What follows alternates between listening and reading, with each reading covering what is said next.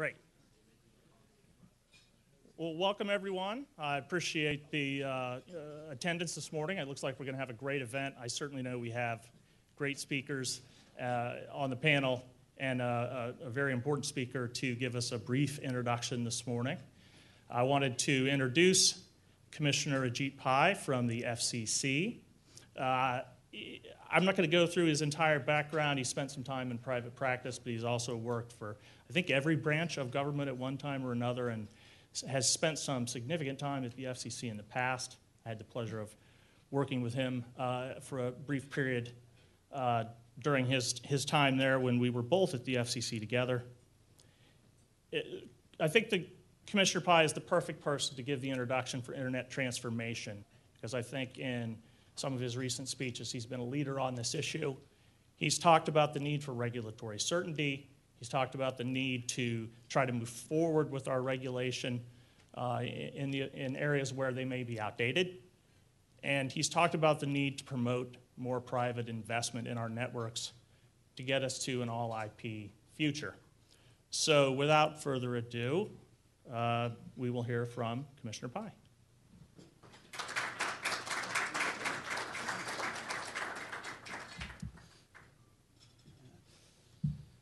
Well, thank you very much, Fred, for that kind introduction. It's great to see some familiar faces in the audience, and not least Fred. I had the privilege of working with Fred, as he mentioned, during his time at the Commission, and I got a firsthand view of how skillfully he managed some of the most difficult issues that were confronting the Commission at the time.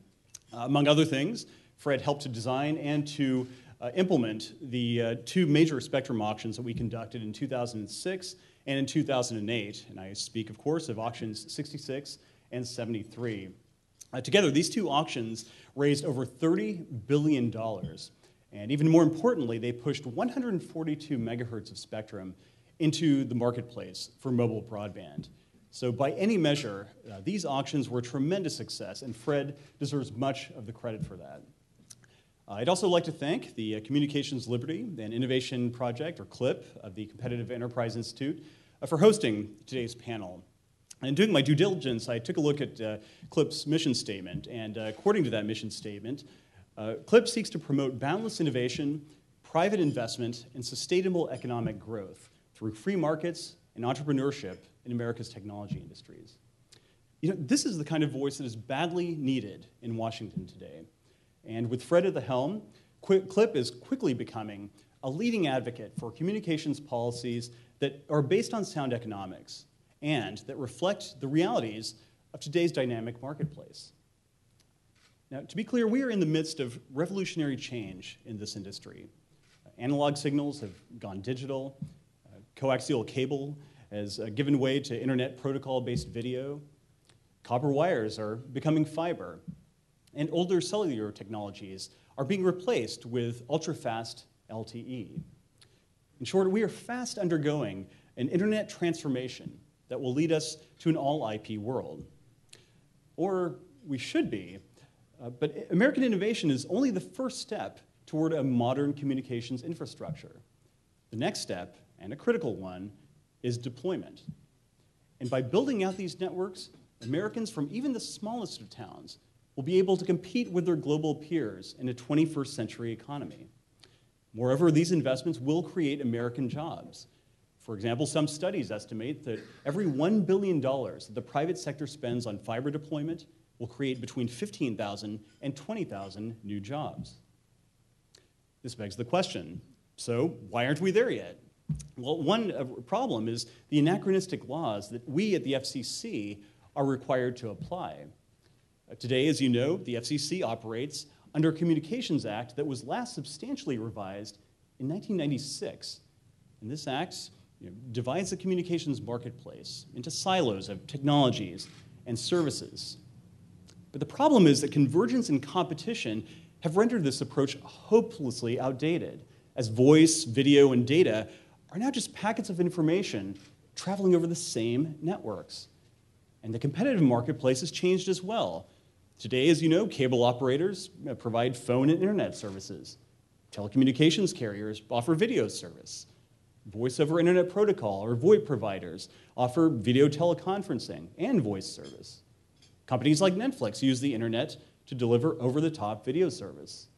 And finally, but not last, wireless providers once known for selling phones the size of a brick now let ever more mobile consumers play games, watch videos, listen to music, and occasionally make a phone call, all on the go. Now, Congress, of course, has to decide whether and when and how to revise the Communications Act. But until we get direction from Capitol Hill, our charge at the Commission is to administer and interpret the Act as it stands. So, when it comes to investment in IP infrastructure, the question for us becomes how these services should be regulated, if at all. Unfortunately, the text of the Communications Act doesn't provide clear guidance on this question, and the Commission, thus far, has not supplied a definitive answer. Firms facing major investment decisions want to know how they're going to be regulated. If they don't get an answer, they're understandably going to be reluctant to make major investment decisions. That's a big reason why so much capital is sitting on the sidelines right now on America's corporate balance sheets. But to get this capital off the sidelines, I believe that the FCC must clearly signal that it will not apply a 20th century model of economic regulation to next-generation IP networks. That model, based on a monopolist providing voice services over copper-wired networks, has changed. Clearly, the marketplace overall has changed, and in my view, our regulations need to change too. The FCC recognized this fundamental shift last year when it overhauled the Universal Service Fund and modernized it to focus on broadband. I applaud Chairman Janikowski and my fellow commissioners for their hard work on that issue, and I look forward to working with them to continue to implement these historic reforms. But universal service is just one piece of the puzzle. If we're going to put the rest of the pieces together, then I believe the Commission should establish an IP transition task force. This task force would study how to hasten the internet transformation. It would help us modernize the Commission's outdated regulations. And it would allow us to account for and accelerate the dramatic technological changes in the communications industry. We need to adopt a holistic approach to confronting this challenge instead of addressing issues on a piecemeal basis as they happen to pop up on our docket. The work of the task force will be as daunting as it is necessary, for we simply cannot import the broken, burdensome regulations of the PSTN into an all-IP world. Rather, we have to construct a forward-looking, deregulatory framework that facilitates infrastructure investment and technological innovation. I also expect that the task force would recommend the repeal of old world regulations that no longer make sense in a competitive all-IP world. That means scouring the code of federal regulations to track down and to remove all of the tariffs, the arcane cost studies, and the hidden subsidies that serve to benefit consumers or companies rather than consumers. While these rules remain on the books, extending them to IP may just be too tempting. Now, at the same time, I believe that the task force must preserve vital consumer protections that are still likely to be necessary in an all-IP world. Just to give you one example, I believe that consumers, when they dial 911, need to reach emergency personnel. It shouldn't matter whether they are using the PSTN, a VoIP application, or a wireless phone. Now, if the task force does its job right, and if the Commission follows through, we will have gone a substantial way to ending the regulatory uncertainty that has slowed broadband deployment throughout this country. But we don't need to wait for the task force's recommendations to take certain steps to expedite the internet transformation. And item number 1 on our list should be closing the Title II reclassification docket. In 2005, when one of today's panelists, Tom Navin, was the chief of the Wireline Competition Bureau, the Commission relieved wireline broadband services from Title II regulations. And what happened in the years that followed? Deployment and adoption skyrocketed, prices fell, and speeds increased. So given this history, why would we even want to consider returning to the Title II world? Instead, we should make clear that we have no intention of employing a back-to-the-future approach when it comes to regulation in this area. Along with ending regulatory uncertainty at the federal level, we should also take a hard look at regulation and state and local barriers to infrastructure investment on the state and local levels. Just last month, I visited the new Google Fiber project. And of the 1,100 towns and cities that competed to be Google's test site, Kansas City won, and I'm happy for that on a personal note, but it won only because it streamlined its rights-of-way management policies and made an upfront commitment to expedite and to simplify its permitting processes. But in my view, it shouldn't take a nationwide competition to cut through the endless maze of regulation that deters and delays companies from upgrading their networks or from deploying new infrastructure. To cite just one egregious example, it shouldn't take years for AT&T to deploy UVerse in the city of San Francisco. Instead, government should encourage private sector efforts through broadband-friendly policies that encourage infrastructure deployment. In short, we have a lot to do to prepare for and to facilitate the internet transformation. But I'm optimistic that we can get the job done. As one example, just last month, Democrats and Republicans in California came together to embrace a deregulatory approach to IP-enabled services. I commend Governor Brown for signing SB 1161, and I hope that that legislation will serve as a model to those of us at the federal level. In closing, if we get it right here in Washington, I'm confident that the private sector will invest in next-generation networks. And I firmly believe, that a dynamic communications industry will be at the forefront of a robust economic recovery. I look forward to hearing the panel's suggestions on how we can make this a reality. And I look forward to hearing from you in the months and years ahead in my current post at the FCC. Thanks very much once again for the invitation, and best wishes for a successful panel.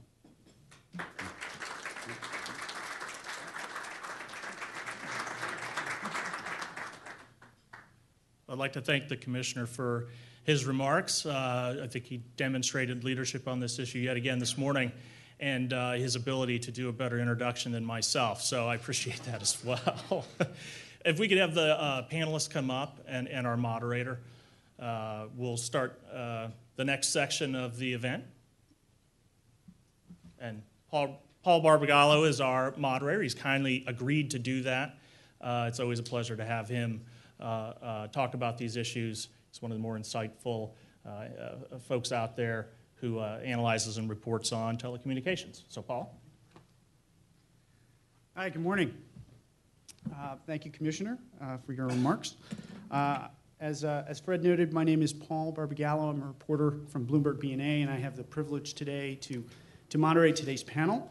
I will start by introducing the panelists to you. Of course, Fred Campbell from CLIP, Jonathan Banks, Senior Vice President of Law and Policy for U.S. Telecom, Jeff Silva from Medley Global Advisors. Jeff is Senior Policy Director for Medley, and of course Tom Navin, partner from Wiley Redding. So let's start off by allowing the panelists to give some opening remarks and responding to the commissioner's speech. Can I just move this for one moment? I had to go ahead and do slides, so I apologize to everyone for that. But it's the only way that I can kind of keep things on track. So some folks have asked, what's this internet transformation thing all about? And it actually came from the terms of a commission order where they focused on how do we get to all IP networks. And so I thought it was an appropriate way to caption this event. I think it's helpful, as Commissioner Pai spoke about going back to the Title II world, I think it's helpful to remind ourselves what that actually means. And so I'm here to provide a very, very brief, hopefully, history lesson as to how we actually got to where we are today with this outdated set of regulations. So before digital communications and the internet, communications networks used to be designed for a particular type of communications service, which would be telephone or cable video or the like. As new services were developed with new technologies and new networks were built, we developed a new set of regulations specifically for that particular network and its particular issues. So as a result, the current statutory scheme throws different services into categories. So we have telephone service, which is telecommunications, cable, cellular, and broadcasting, all having their own particular definitions, and that's just scratching the surface. There's a number of others if we wanted to get into more detail. With Internet Protocol, however, it is an internetwork. Any particular infrastructure, if it's capable of providing IP services, can provide any type of service. So you can watch YouTube videos over a cable service or a telecommunications, well, a network that also provides cable, telecommunications, or a wireless network, or even what might be considered a broadcasting network. So how did we get into this categorization, or when did we get into it? The Bell system, Alexander Graham Bell invented the telephone back in the late 19th century, and when the patents expired, competition sprung up all over the place. By 1903, independent telephone exchanges had more subscribers than the Bell system. So the Bell system shook up their management and said, what are we going to do about this? They hired Theodore Vail, and he came up with a new idea. Hey, we can have better and more telephone service if we had a monopoly. One system, one policy, universal service. And he convinced the government that that was right. And indeed, we basically had a government-sanctioned monopoly telephone system. In 1934, they enacted regulations to limit its rates, and the telephone system has been regulated as a monopoly ever since. Cable TV actually originally started as a better antenna for your TV set in areas that got poor signals. It was originally unregulated. By 1960, there were 3,000 cable systems. It was also in the 1960s or late 1960s and 70s that the FCC decided to regulate cable. Cable providers also had to get permission from local governments to build in the rights of way, so a franchise system developed. Eventually, their programs were regulated in 1992 through what's the program access rules. And cable has been regulated as a video monopoly ever since. But how do consumers look at these services today? I think if you were to ask the average consumer whether they view Verizon, Fios, and Comcast in their area as a competitor, they'd probably say yes. But the government still regulates these two companies very differently based on their history going all the way back to the early 20th century. The internet is simply disrupting the traditional quid pro quo. With the telephone network and cable, that will give you a monopoly in exchange for universal service, i.e. for providing service to all of our citizens. Companies that once enjoyed those privileges no longer do, compete with multiple competitors in most markets, but they're still subject to regulations that assume they actually have a monopoly. The result is that they're discouraging the deployment of new IP-based network infrastructure. There's talk about a global bandwidth race. Well, if we want to win it, we need to embrace internet transformation with a new regulatory framework. The bottom line is it's actually about consumers. It's not about a particular market. It's not about a particular competitor or a particular technology. It's about a framework that's going to promote maximum competition and innovation in broadband that benefits consumers, gives them more choice, competitive prices, education, healthcare opportunities, and enables our global competitiveness going forward. The rest of the world's going to make this transition with or without us.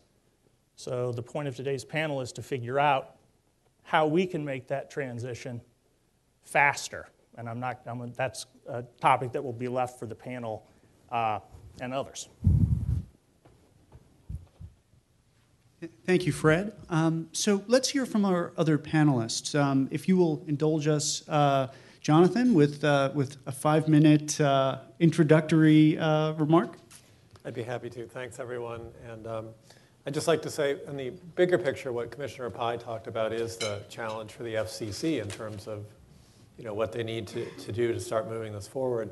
I'm going to talk a little bit about some of the more how this detailed ways that this affects industry. So I'm at US Telecom, which represents companies that came out of the kind of old school telephone industry. And they range from very, very small rural companies up through very large companies like AT&T.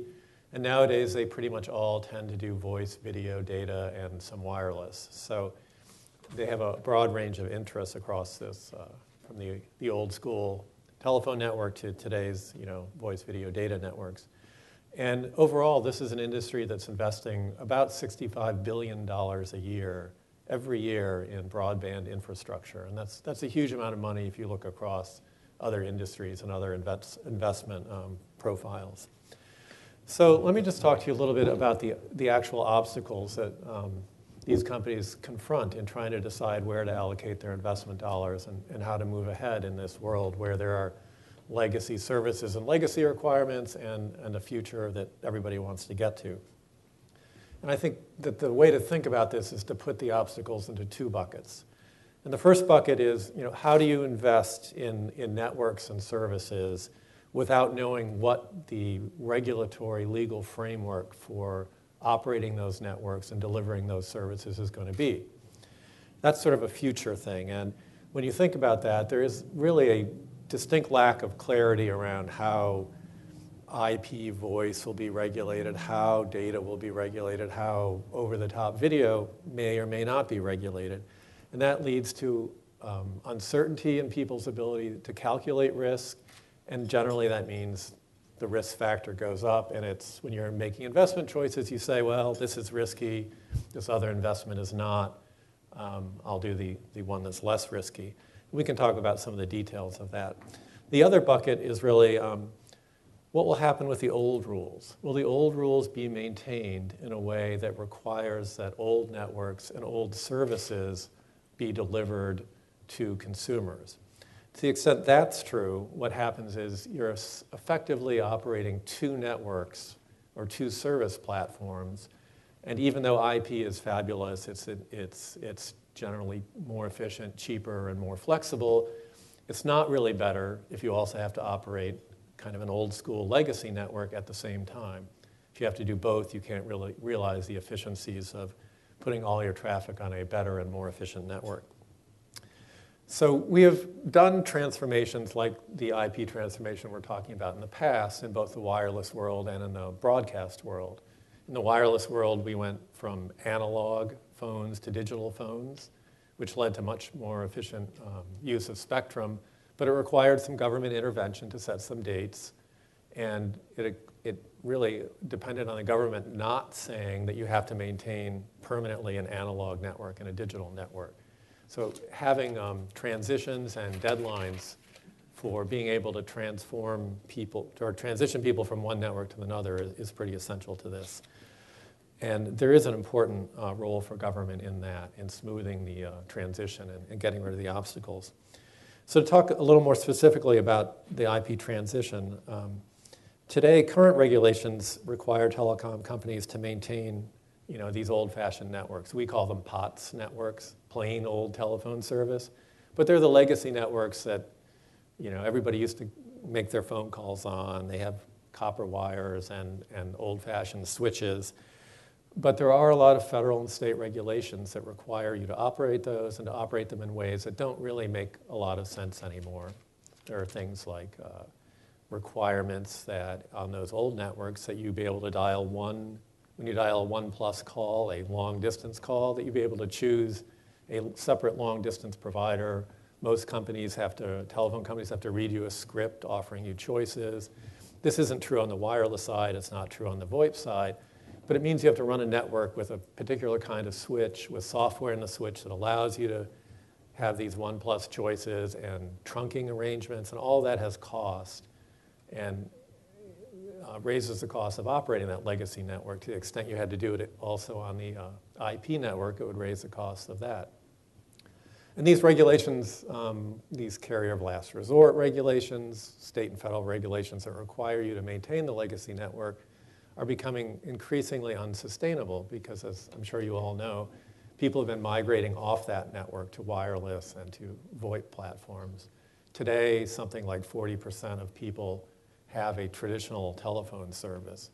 Now, the issue with that is that traditional telephone networks still extend to essentially 100% of people, but if only 40% are paying for it, obviously the average cost per subscriber has increased a lot, to the point where the burden on the companies running those networks is fundamentally unsustainable, but it's also at the point where it's detracting resources and investment dollars from the more important, I think, IP services and broadband networks. So, you know, some requirement that those companies continue to maintain old-fashioned networks is fundamentally a substantial drag on their ability to invest in future-looking services and delivering those services to consumers. So, you know, from the sort of old-school telephone company perspective, it's time to really have this dialogue that Commissioner Pai was talking about, to both set a framework so we know where we're going, what we're investing towards in terms of the laws and regulations, but also to allow companies the option to start reaping the efficiencies of moving to a single IP-based network and delivering services over that, but not being burdened with operating a second kind of old-fashioned network at the same time. I mean, fundamentally, consumers will end up paying for both, and that's not a place, I think, that I want to be or consumers should be. So I think that's the dialogue we need to have. I'm happy to go over lots of these specific arcane requirements, but there are many, and they do have important effects on the ability of companies to run their networks efficiently and provide services. So I'll stop there. Thank you, Jonathan. Let's hear now from Jeff Silva. And Jeff, as you know, comes to us today with a very unique perspective on Wall Street. So please, Jeff. Okay. Well, first, good morning, everyone. Welcome, Commissioner Pai, and thanks, Fred, for putting together this program and giving me an opportunity to participate. I'll keep my remarks brief so we can have plenty of time for panel discussion and Q&A at the end. And I'll be taking somewhat of a high-level view, since that is what I'm paid to do, and because I believe this subject deserves that. As you know, there has been no shortage of panel discussions on telecom, media, and telecom and tech policies. Sometimes we address them as standalone issues, and sometimes in the context of our evolving broadband universe. I think what Fred and his team are trying to do here today is a bit different, though. I think Fred is trying to begin a conversation, or continue one that Commissioner Pai has also begun, about the elephant in the room. In 2010, FCC Chairman Janikowski and National Broadband Plan Czar Blair Levin rightly identified broadband as the great infrastructure challenge of our time and rolled out a comprehensive action plan to achieve President Obama's vision for universal broadband. A lot of hard work went into the development of the plan and implementing it in recent years. This is tough stuff, a Herculean undertaking that defies quick and easy policy cuts. So we owe the chairman and his staff our gratitude for taking up the great broadband challenge before us. But while there's widespread agreement on what the challenge is, and that meeting it is critical to economic growth, job creation, innovation, education, healthcare, et cetera, and global competitiveness generally, a major debate is beginning to materialize about how best to meet the great broadband challenge, how to adjust policy in an overarching way to a world rapidly transitioning to an IP platform. This debate is the elephant in the room. We've been largely nipping at the edges to date as we're given to lapse into a myriad of myopic debates about singular issues subsumed by the great broadband challenge, or what Fred has coined internet transformation. This is about how we as a country achieve a national vision on what we want broadband to be and to mean as a nation. The vision thing has always been paramount in America, whether it's been about the development of the interstate highway system, the national power grid, or even the analog to digital transitions in the television and mobile phone sectors. The broadband challenge is daunting, but we can do it because we have to do it as a nation. How? That is the question. Some say there's more the FCC can be doing to rid itself of unnecessary regulatory underbrush. Some suggest a wholesale rewrite of the '96 Telecom Act is in order. I believe tackling the great broadband challenge will require the help of the FCC and Congress, as well as the direction of the courts. This is doable, but I fear we could fall short if we succumb to partisan politics and allow ourselves to become our own best enemy, one more formidable than any global competitor. Policy does not live in a vacuum. Crafting it should be more than an intellectual exercise.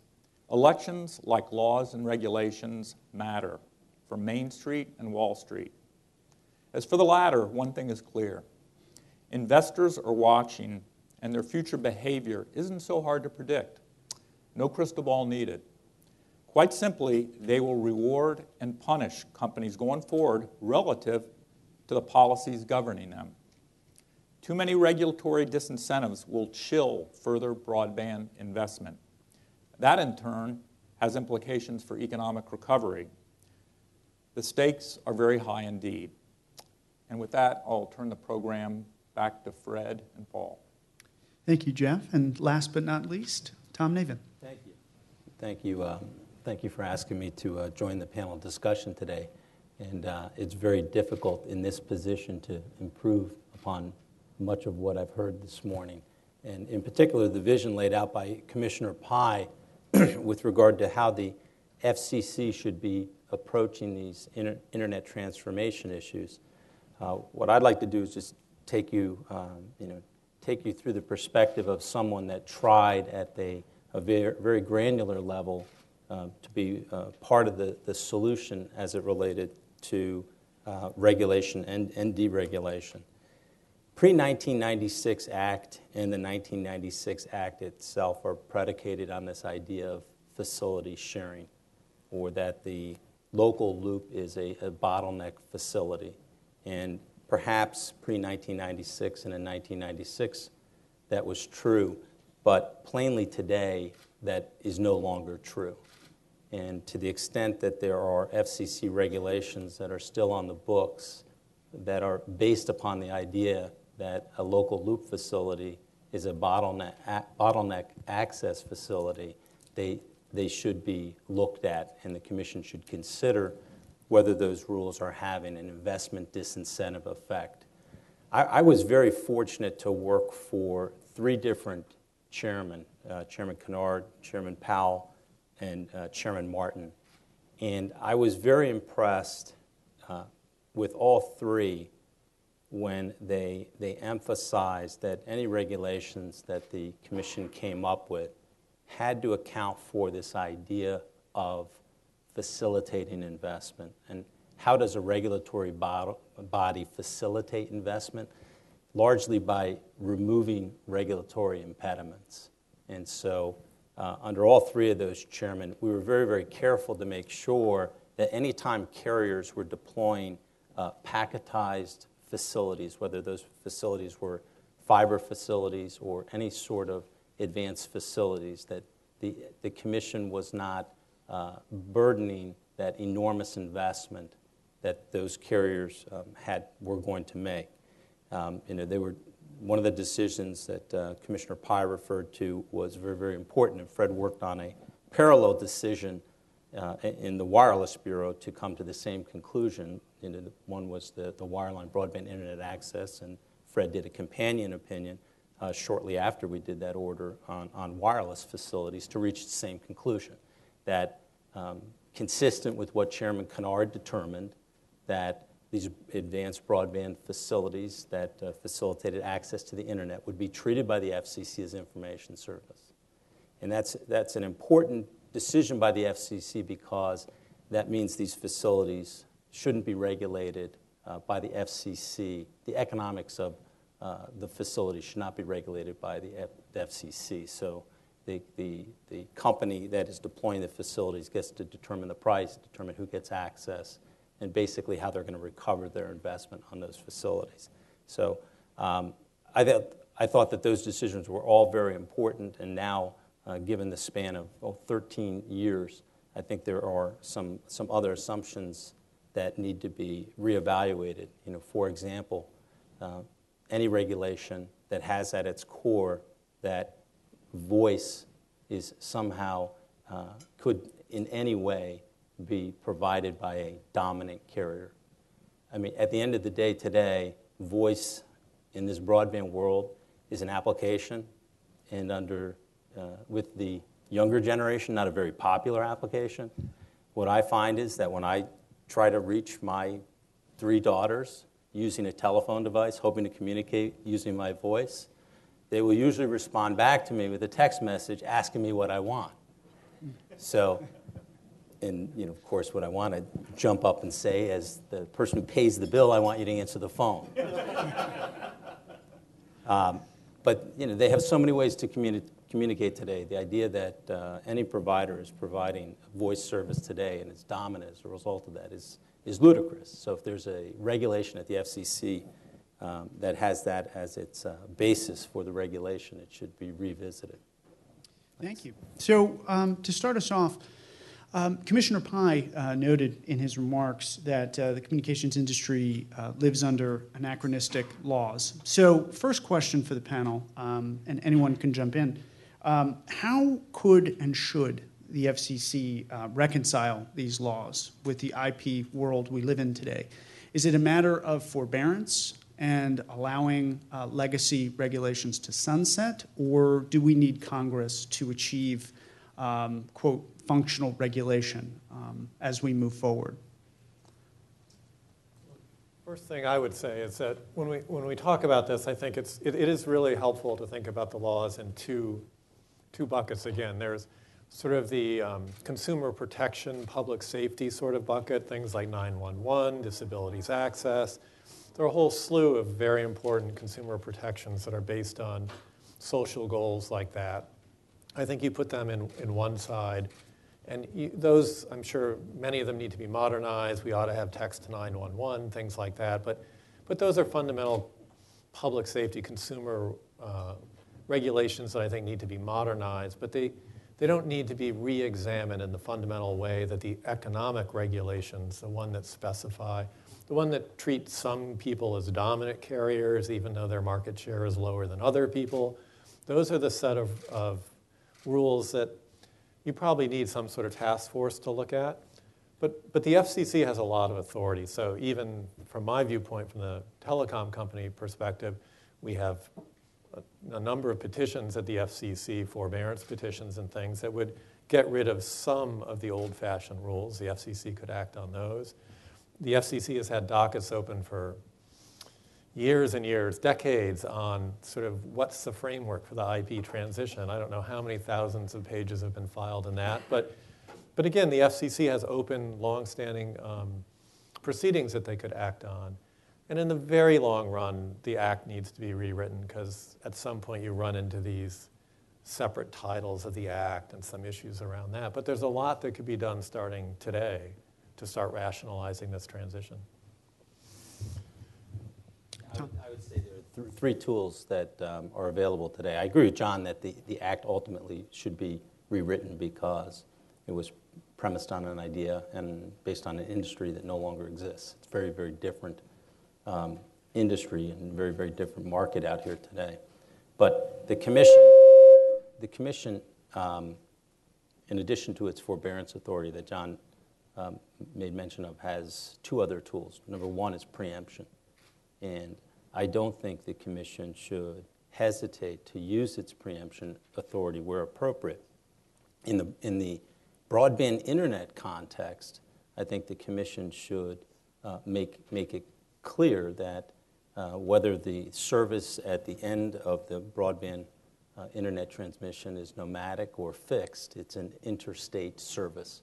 I think that clarity would be helpful for purposes of competition and broadband investment.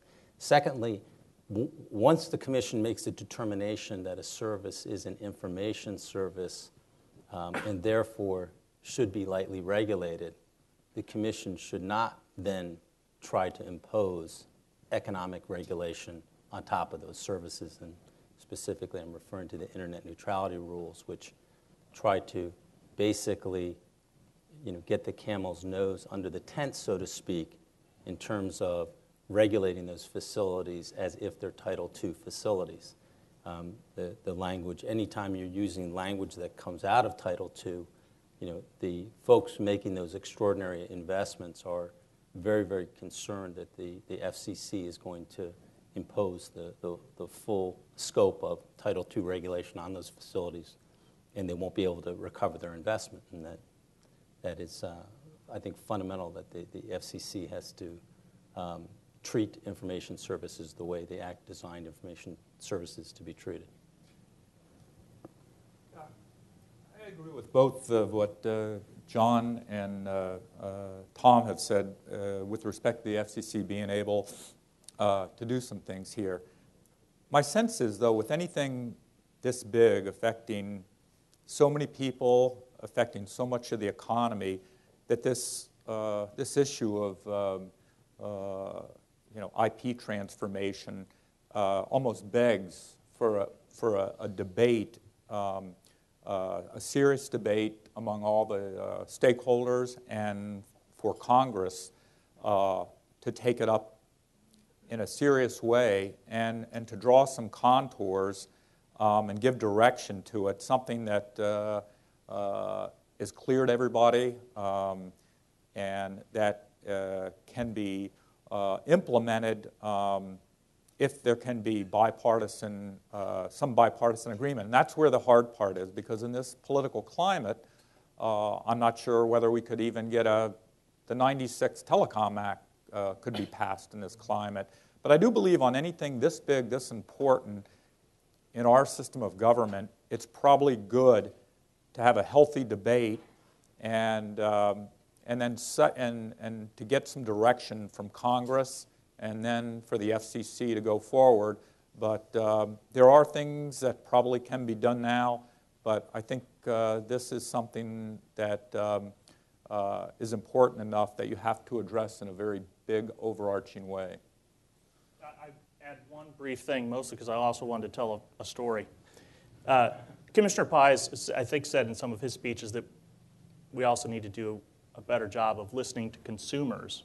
And when John spoke about having to dial a 1, it reminded me of something that happened to me last year. I had a very smart, college-educated, high-speed operations manager, and we were doing an event similar to this, but we also were going to have a conference call afterwards. And so we had the traditional conference call, sort of speaker devices, phones. And he comes to me about 10 minutes before, and he says, Fred, the conference phone doesn't work. I don't understand what's going on. How are we going to be able to have the conference call? And I said, well, because I had a suspicion. I said, let's go look at the phone, and we'll figure this out. I said, can you go ahead and dial the number? He put in the 9, and then he dutifully dialed the rest of the numbers with no 1. And I said, on these old-style phones, if you want to make a long-distance 800 call, you actually have to push a 1 first. And he says, well, they should tell me that. He was very indignant. But he had been using mobile phones for so long where that's not required by regulation. He actually didn't know that you had to dial a 1. And it struck me as an example of, my last slide, it needs to be about consumers. The disconnect between you have a regulatory requirement to dial a 1, consumers don't want to do that. And so how do we listen to kind of what's actually happening out there and try to tailor the framework to meet their needs? And so stepping back from the regulatory realities, how will the internet transformation affect consumers and benefit consumers ultimately? Well, I think kind of in the ways I talked about, I think I think the hard part for a lot of people is to understand that there are all these hidden costs and barriers, because people are benefiting from the internet transformation in a lot of ways. I think we look at a lot of data where I work, and an interesting little factoid is that there are more households connected to Facebook than there are to the old-fashioned wireline telephone network. And so, it's hard to understand what that means or what that tells us. I mean, one thing I think it tells me is that we ought to get everybody off, in the long run, the old telephone network and onto much better, faster, more modern broadband networks. And that we need to kind of step up the game in getting that transformation done. But as I talked about a little bit at the beginning, there are a lot of costs that are imposed on companies having to comply with these old style regulations. And they are not free to ignore those regulations. They have to file petitions and ask permission, and both with the federal and state level. It's a daunting task because there is no overall framework for how to get from here to the new world, the more efficient world. So I think, to the extent we're all enjoying the benefits of not dialing one, I think we could enjoy a lot more of those benefits if we had this clear transition and a framework for companies to move their legacy, old-fashioned, over-regulated businesses to this new model. You'd see a lot more happen faster. You'd see more people being able to switch to the IP networks, and I think you'd see more IP services available. Yeah, the FCC is uniquely situated in one area to actually advance the internet transition quite substantially, and that involves the use of numbers, as Fred was indicating, versus the use of other addresses for purposes of routing communication. So there's an area where the FCC could act that would be very significant, which is, what is going to be the address system of our future network, and how is that going to work, and who is going to manage that system? Today, the PSTN works so incredibly efficiently because of the numbering system that we have in place. And obviously, in an internet world, we're going to have to evolve that system of numbering. So there's an example, rather than looking to come up with economic regulations. The FCC could work on something that's highly technological and advance the ball in that area. So staying on that issue, one service consumers have adopted is VoIP service. And so how will the FCC's ultimate treatment of VoIP and VoIP-like services affect internet transformation in the long term? Well, I think, it's up in the air. I mean, there are things the FCC could do that would help, things that could hurt. I mean, one of the worst things they could do is sort of to allow these VoIP or voice over internet protocol to become a service regulated by each and every state.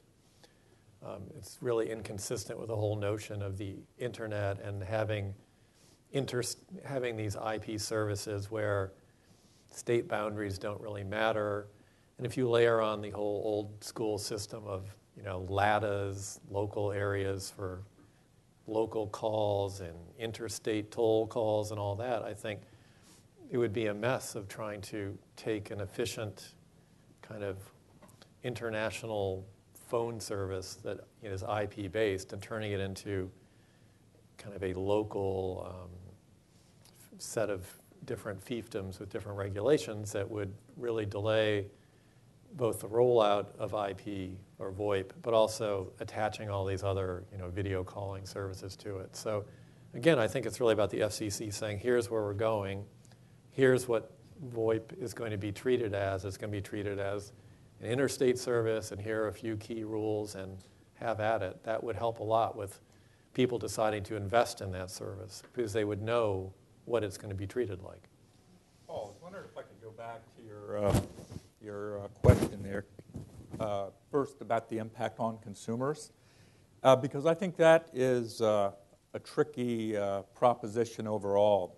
On the one hand, you have potentially a lot of benefits for consumers in terms of the cost of services, the number of choices, on and on. But the very nature of the internet itself has been disruptive, and I think in a transition, that would be a challenge unto itself. How you manage a transition for consumers. Do you disenfranchise those who have certain products and services, how is that managed? Because that in turn could impact just how far policy can go in extending, the transformation along. So that would have to be handled. It's a mixed bag, and it's inherent in any large transformation of any type, but it shouldn't be minimized at all. Very important. Well, I'd add to John's point that when you look at VoIP, it started out as we're not going to regulate it. But over time, it hasn't really been classified under one of those categories. Over time, a lot of the social type of obligations that John spoke about have been layered onto VoIP services. So you can reach E911 with VoIP with some location capability and law enforcement access and the like, and those typical types of things. But what hasn't been layered onto it are the sort of economic regulations and requirements. I was trying to amplify John's point that in some ways it is sort of already a model, but the issue then becomes there are also companies that really can't enjoy the efficiencies of moving solely to VoIP if there are regulatory requirements that they have to maintain this other duplicative network, the traditional POTS network, as John called it. And so then in part, when does bleed into the consumer benefit part, which is ultimately all consumers are paying for the duplicative network, because now VoIP also contributes to the Universal Service Fund, which supports that old network. So if you're a consumer who wants to potentially enjoy cost efficiencies as a VoIP subscriber, you're paying for that network too.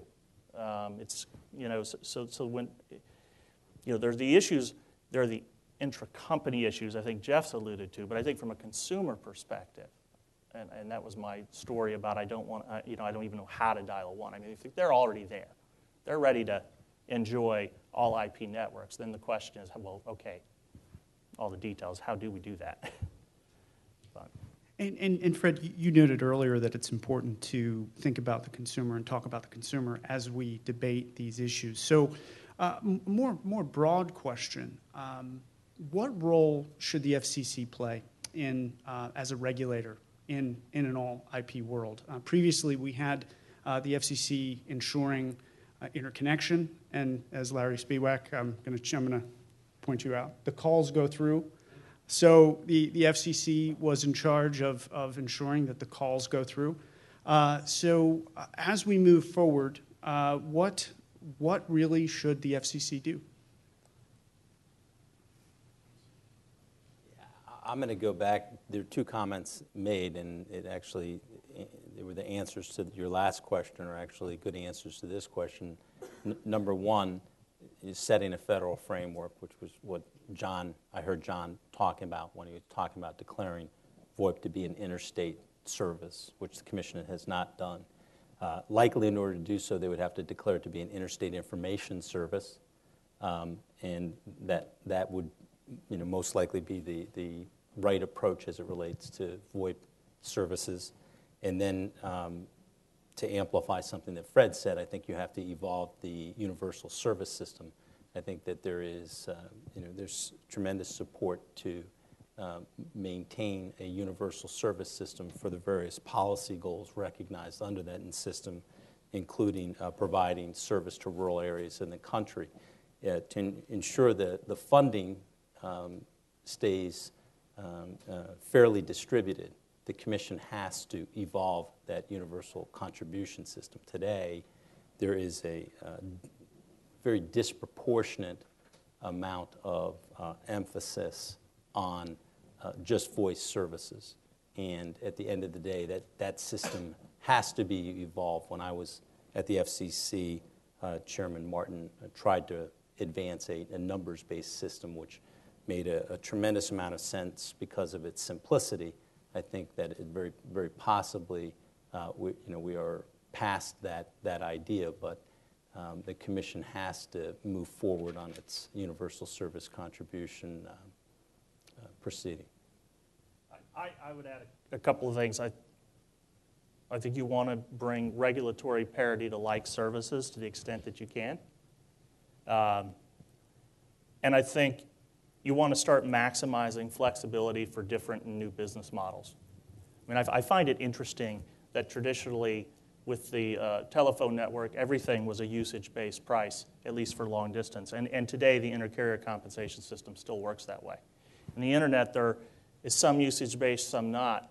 But there are many who debate which is better and the like, and some say we don't like usage-based. And I think to myself, well, if we want to go back to the regulatory days, it was required that it be usage-based. And I'm not making a point there one way or the other, except to say I'm not sure that it's the right role for the regulator to decide and set in a legal framework what the right way to charge for a service is or the right business model. So we should be maximizing flexibility because there could be a number of ways that it could be done that are perhaps better for consumers, better for everyone involved.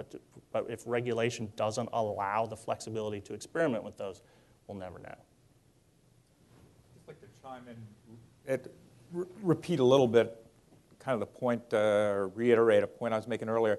I think one has to give some credit to the FCC for, they put out the National Broadband Plan, and so they are doing a lot of these things to further broadband, and there's more that can be done. But quite frankly, again, I think it gets down, there are honest disagreements about how to do it, about whether everything they're doing should be done and how. And that's where I think direction from Congress could be helpful in that regard. I guess I would just say, I think what the FCC has to do is what Commissioner Pai laid out, say this is an issue and start working on it. It's also, there's a short section in the National Broadband Plan about the need to do this. I think the FCC has done this in the wireless world, from the analog phones to the digital phones. That paid a huge consumer dividend. The FCC did this in the broadcast world when we went from analog spectrum to digital spectrum. It took a while, but hopefully we can do it in less time than that. But again, the FCC set a framework and said, we got to get there. We need to make sure that, the person who really wants to keep their rotary dial phone can still make a phone call in the IP world. That doesn't mean we have to keep an entire nationwide network of old-fashioned switches. We need to find a way for them to move, just like we did with the DTV transition. But we need to have an outline that gives companies, some guidance about where they're going and how we get there. Commissioner Pai also noted that the Title II reclassification docket was creating uncertainty. Should the FCC close that docket? It's hard to understand why they would not. So just for people who aren't familiar, Title II is a traditional common carrier panoply of regulations, and the FCC has maintained a docket open that says we might just decide to put all of your broadband networks back under Title II. And that is a kind of a threat of the really old school regulations being permanently continued on the newest networks. And that there's no reason for that to be open, and there's no reason for that uncertainty to be hanging over the entire industry. Just to give an example of what that actually could mean in practice, the Title II has tariffing provisions in it where a telephone company actually has to file a document with the government saying, here are all the prices I'm going to charge, a schedule of rates and the like, and that has to be approved, and you can update them and so on. But I think about this in terms of in the mobile world, where new handsets are released routinely. They're typically launched by the maker of the handset, typically is the one doing the press conference and so on. And they come with various types of pricing and the like. And if you were actually required to file tariffs as a mobile carrier, would you have to file a new tariff for every new phone that came out? And if you wanted to change the pricing on a plan, to update, you're constantly filing tariffs. It's one thing to say in the abstract there's a whole lot of obligations that come with this. But when you actually look at the obligations, I can't even imagine what it would do to the mobile market that consumers generally take for granted to have to go back to that type of a system that was designed for a network that wasn't expected to change very much, and where there was only expected to be one provider. It's really not very applicable. Tom. It seems absurd to me, given that part of the goal behind providing Title II relief, in particular to the incumbent telephone companies, was to get them to make extraordinary investments in advanced networks. And as a result of that deregulation, you had a tremendous amount of packetized fiber deployed. Today, at my house, Verizon offers me 100 megabits downstream, which I just find remarkable. I take 50 megabits because I can, and also have 3 daughters, and seemingly there's never enough bandwidth in my house to satisfy all the needs of 5 users. But the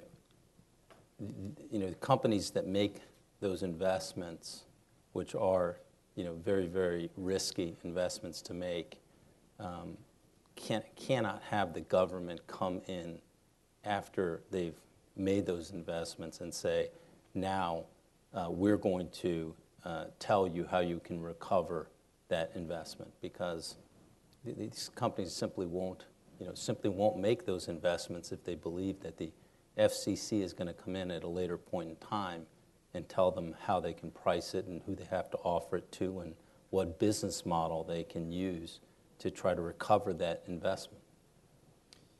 And Jeff, we've been talking about internet transformation. So from your vantage point, has the threat of a Title II reclassification, had any bearing, have had any bearing on investment or just how Wall Street thinks about internet transformation? I don't think it has per se. In the real world, it could. I mean, it exists that the docket is still open. So by definition, it creates, whether investors are focusing on it, it creates a level of risk and uncertainty. They're aware of the pending court case. They are aware of that, and so they're focused primarily on, what the outcome of the open internet litigation will be, and really that is what they would like to know more about when they're evaluating companies down the line. How are they going to be regulated or not regulated in the future? And we've been talking about the consumer, and one aspect of the FCC's work recently has been monitoring competition, certainly in the wireless space. So how will the internet transformation hasten competition? How do you see it affecting the competitive forces? What type of world might we see competitively? Well, I think when you remove distortions, I'm not an economist, but they talk about distorting the market. When you have different regulatory regimes that apply to companies that provide similar or essentially the same services, they will structure their investments around the various incentives those regulations create. And I think it can adversely impact competition and potentially prohibit entry. The Google Fiber case is very interesting to me because they're building a new fiber network in Kansas City. There's already a hybrid fiber cable network there and a hybrid fiber network by the incumbent telephone company. So now there's this third network, and they have testified that one of the reasons we're able to come in and do this is the city didn't put a lot of onerous requirements on us. And that's what I meant in my earlier presentation when I said the traditional quid pro quo is eroding. I mean, traditionally, they couldn't have come in and built that network and offered the business model they're offering because the regulator would not have allowed it. They are building in neighborhoods where they've got enough interest, or they have enough interest, and they use a very interesting, innovative, experimental model of we will provide a deadline, we'll see how many people sign up. If you meet the threshold, it's economic to build it. Traditionally, the regulator would have said, if you want to provide service in our city, you must build all neighborhoods, whether they want the service or not, and no matter what it costs. And so when you talk about competition, I think the Google Fiber raises the question. If we didn't have all of those onerous requirements, how much more competition would we have? I don't know that I know the answer, but I don't think you find out until you have less regulation and more parity and see what investors would actually do if they felt that they had some sort of level playing field to work with. And I think somebody said earlier, maybe it was the commissioner said earlier, you know, there shouldn't have to be a national competition to lure communities into providing these opportunities. Wouldn't it be nice if that was just the status quo? So I think my expectation would be internet transformation could do a lot to improve competition, in addition to all the other benefits that it might provide. You know, I think generally the internet transformation lowers barriers, and I think that's been the case in recent years. New competitors coming out of the blue and established companies that you'd believe would be here forever are suddenly struggling. But then you have to look at it, competition where? In some markets, more competitive, and yet if you look in the wireless world where so much of the internet usage and access is migrating to, it still becomes a function irrespective of everything else you can do to move to an all IP-based, regulatory or deregulatory scheme, is that it still gets down to who has how much spectrum and how much scale. So in that case, I don't know that it changes so much the dynamics, of the wireless industry, and that's where a lot of, internet innovation and a lot of usage on that platform is going to take place. Yeah, I mean, consumers today are plainly benefiting tremendously from, what we call intermodal competition, the competition among the various platforms. And I think it's critical that the FCC, in its policies, recognize that is sufficient. That competition that occurs between the platforms is sufficient competition for purposes of restraining any negative behavior that some carrier might engage in. And I would simply note that in the I believe it was the Qwest Phoenix forbearance order, the Commission raised the bar yet again on incumbent telephone companies to show, in that case, how wireless is substituting for wireline. And it put a evidentiary burden on the applicants that will be extraordinarily difficult to meet. Yet at the same time, there seems to be general national recognition that wireless services, at least as it relates to voice, and I think more so lately as it relates to broadband internet access, are replacing the wireline network. So I think that consumers are benefiting from tremendous competition today in the market, and I think it's imperative that the FCC acknowledge and recognize that. So just last question, and then wanted to turn it over to questions. Commissioner Pai called for the creation of an IP task force. So for the entire panel, what do you see as the most pressing issue facing that task force, and should a task force at the FCC be held to tight time frames for transitioning our infrastructure? Well, I'll say on the time frame issue that when I was at the FCC and we did the 700 megahertz auction, the tight congressional time frame certainly caused me to lose a lot of sleep. In other words, I do think time frames can be beneficial. What that ought to be. I think the first job of a task force like that would be to try to figure out issues along those lines.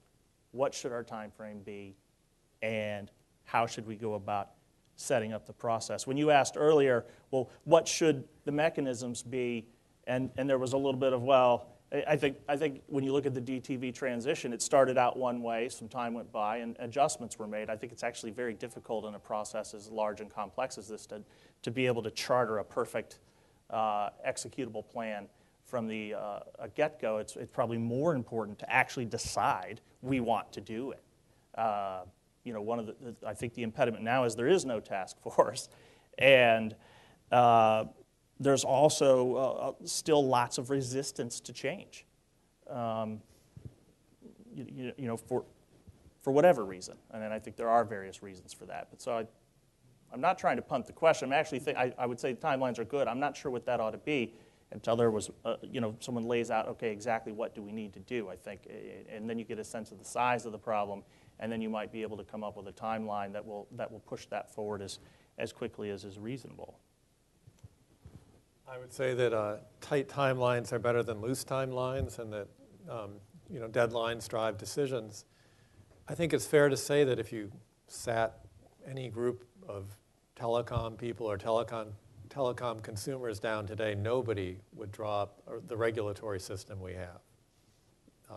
There's just that would just not happen, and I think we could all benefit from rethinking of this. And I think the FCC can start a task force. So they ought to do it now. The broadband plan called for it as well, and just start articulating a vision of where we're going. And I think before they have to make decisions, they can start saying where it is we want to go and why.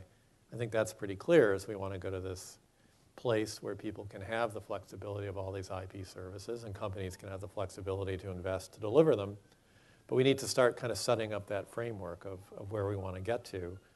We certainly need to talk about preserving the 911s and law enforcement issues, but I think it is past time to get started on this. And both the broadband plan have called for it, Commissioner Pai has called for it. I think there's a real consensus that we need to do this, and a real consensus that today's setup really doesn't work very well for anyone. So we all stand to benefit from some rethinking here. I think the Commissioner's recommendation of an IP task force is an excellent one. That's a real good forum to begin.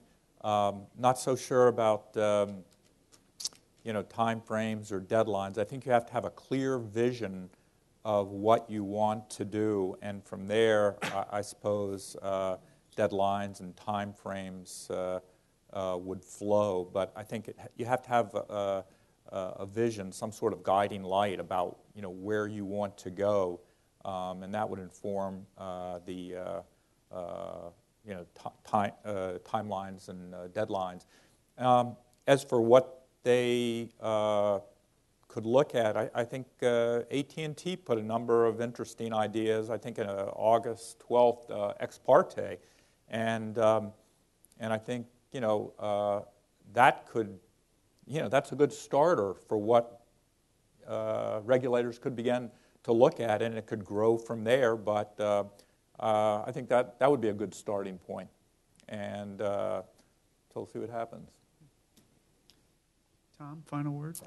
Yeah, I think tight timelines are the best idea. I think that whenever I hear timelines in the FCC, I'm always reminded of my early days at the FCC when a deputy division chief would come to me and say that the commission has 90 days to make this decision.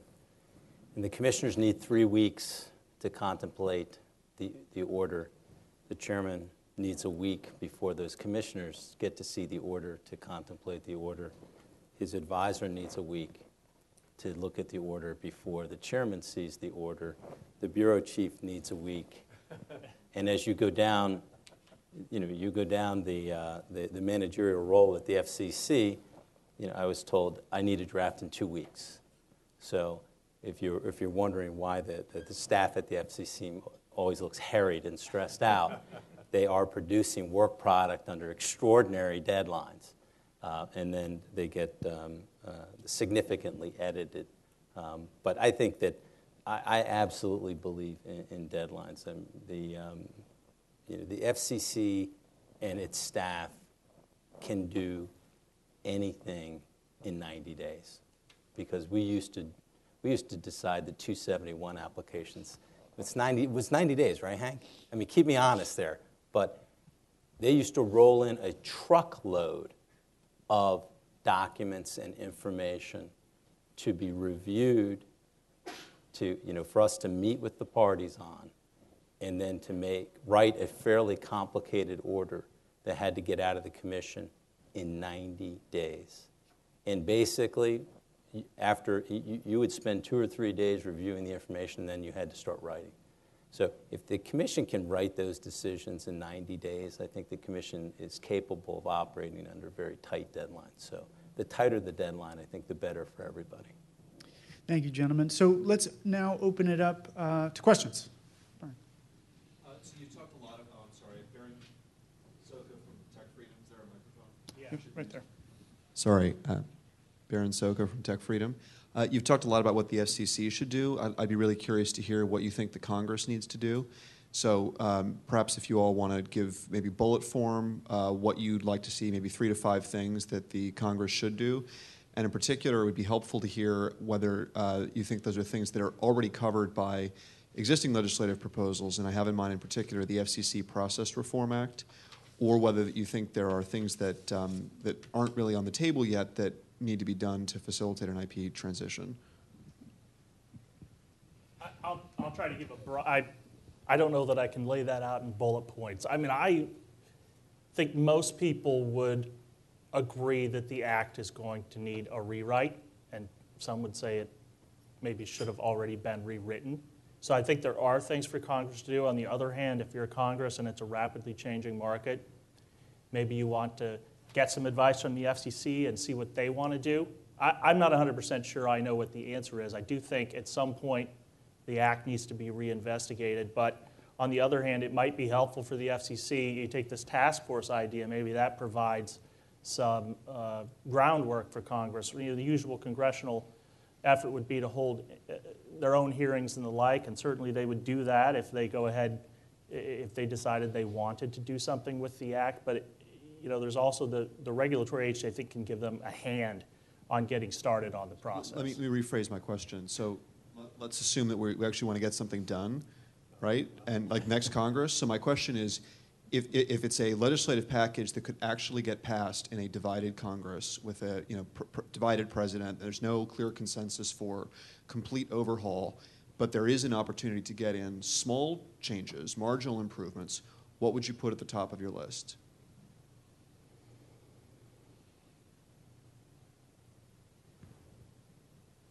Anyone can take this. I mean, I think you're right to ask the question sort of that way, because nobody sees a major rewrite getting through the Congress. If there were a major rewrite, I think basically what we're all saying is there should be a rewrite that looks, instead of dividing the communications world up into these many acts, Act 1, Act 2, Title 6, there should be sort of a one-title bill passed that treats broadband communications all together. And by communications, I mean voice, texting, Facebook, video, over the top, whatever. There ought to be some sort of law like that that puts everybody, in the same bucket. And I think Congress then has to sort out, who's going to be the sort of overseer of that. Is it the Federal Communications Commission? Is it the Federal Trade Commission? Is it somebody else? And have all that centered in one federal agency. That's what I would say. I think the main thrust should be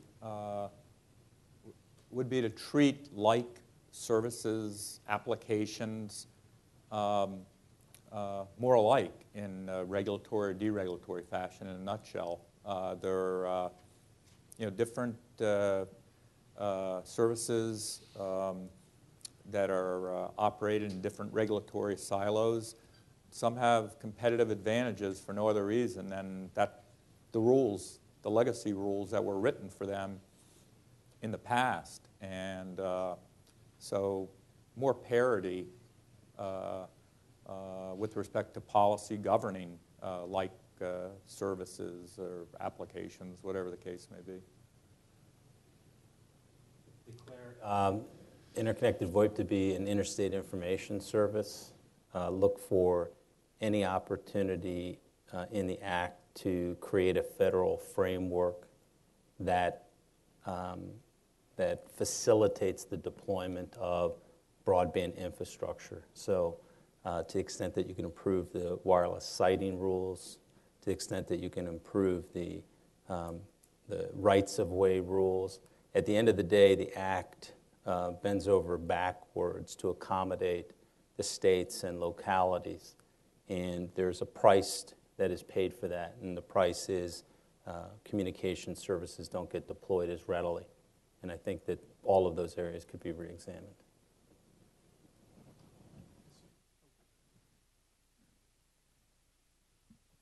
Thank you. I'm Tom Risen with Policy and Regulatory Report. We're talking about the shift to an IP world. What do you think should be the role of government in encouraging a move from IPv4 to IPv6?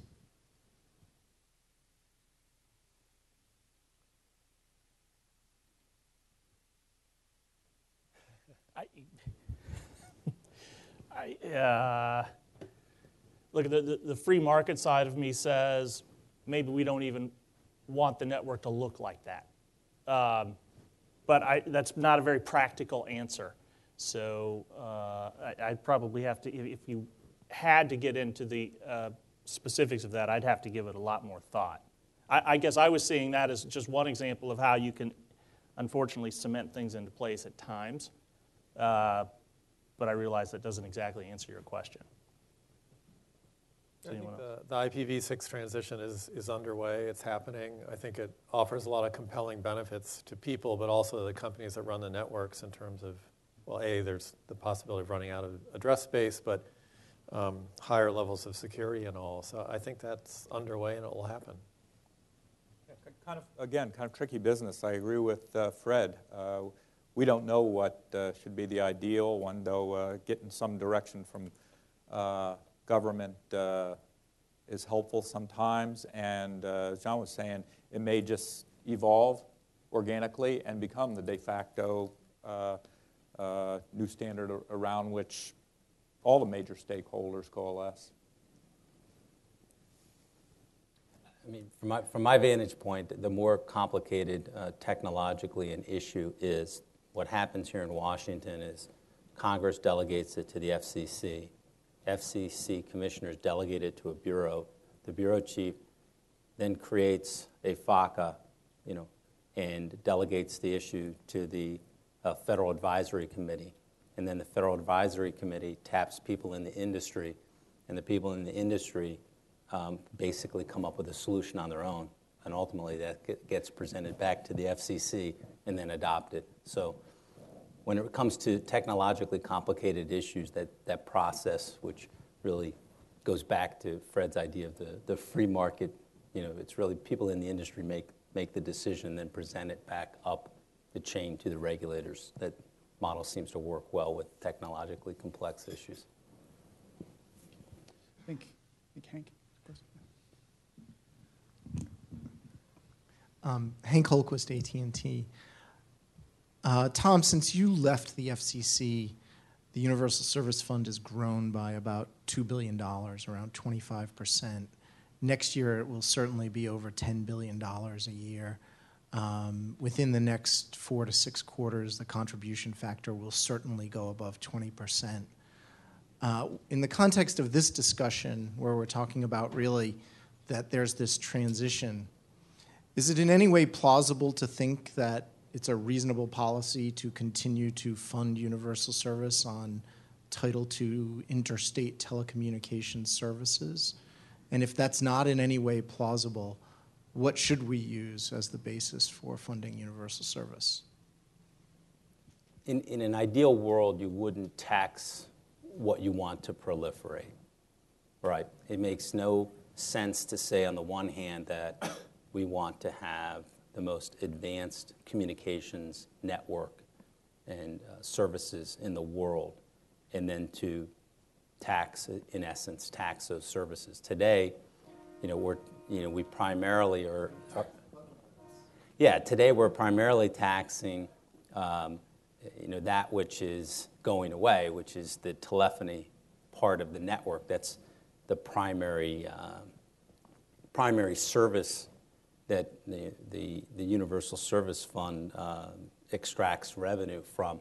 I think in an ideal world, you would have these programs funded by Congress in a different manner. I mean, at the end of the day, I think what the American Recovery and Reinvestment Act got right was providing appropriations to get fiber networks built in areas where it may not be economic to build those networks.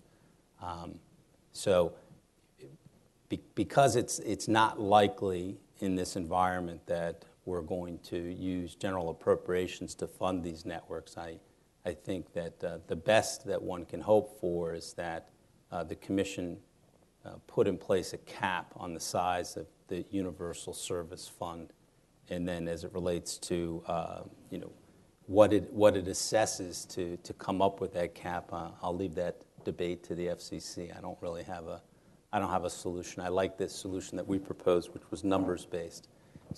But I think the industry's moved past that solution. I was enamored of the simplicity. I think we have time for one more question. Anybody? Okay. So with that, please join me in thanking our panelists. Thank you for coming.